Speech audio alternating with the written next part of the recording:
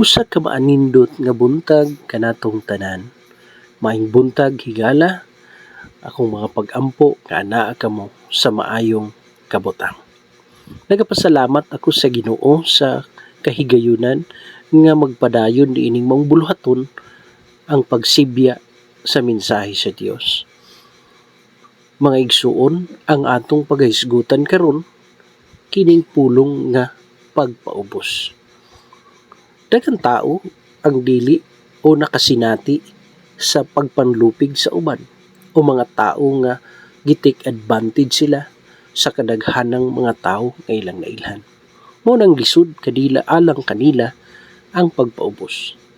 Apan ang atong katunan karon makita nato diha sa Mateo 5:3 nga nagaingon, bulahan ang mga kabus sa espiritu kay maila ang gingharian sa langit.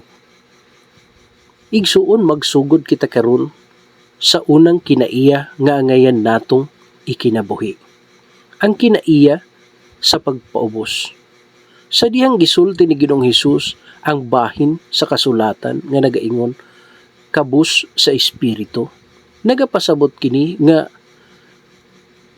magbaton kitag kinaiya nga makontento sa kaugalingon. Ang kabus sa espiritu nagatumong sa mga tao nga makasabot nga sila walay mahimo kung mawad-an sila og direksyon kung wala ang Dios. Ang taong kabus sa espiritu nailhan niya nga siya walay mahimo gawas sa Ginoo og nagbutang lamang sa iyang tibok pagsalig ngadto sa Dios. Kung maghuna-huna kita na okay na kita tungod kay maayo kitang tao, ug wa man kitay gilupigan, ug wa man pud tay gibuhat nga dautan sa uwan, ang buot ipasabot ni ana higala, nagasalig kita sa atong kaugalingon, ug ingon man sa atong pagkaugalingong pagkamatarong. Apan ang atong kaugalingong pagkamatarong dili makahatag kanato og tinuod nga kalipay. Dili usab kita maluwas tungod lamang sa atong kaugalingong pagkamatarong. Gawas sa Dios, nawad-an gayud kita sa direksyon sa kinabuhi. Pinaagi lamang sa grasya sa Dios kita naluwas. Matud pa sa pulong sa Episo 2:8-9, mao kini ang nahasulat. Kay pinaagi sa grasya kamo naluwas, pinaagi sa pagtuo ug dili kini inyuha. Kini mao ang gasa sa Dios, dili pinaagi sa buhat aron walay bisan kinsa nga makapanghambog. Kinahanglan hinumduman nato nga ang pagsimba sa simbahan dili makaluwas kanato. Ang pagbasa sa Biblia dili usab makaluwas kanato. Ang pag-ampo dili makaluwas kanato.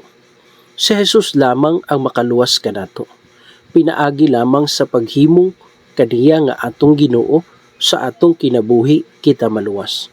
Maayo ang pagbuhat ug maayo, dili ba? Apan ang kaluwasan moabot lamang pinaagi sa pagtuo kay Ginoong Hesus. Sa Juan 14:6, si Jesus mismo niingon, "Ako mao ang dalan, ang kamatuoran ug ang kinabuhi.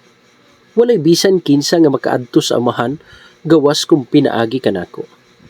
Kung moabot kita sa punto nga nakasabot kita nga ang tanan natong naangkon o ang tanan natong mahimo anaa tungod kay Ginoong Hesus.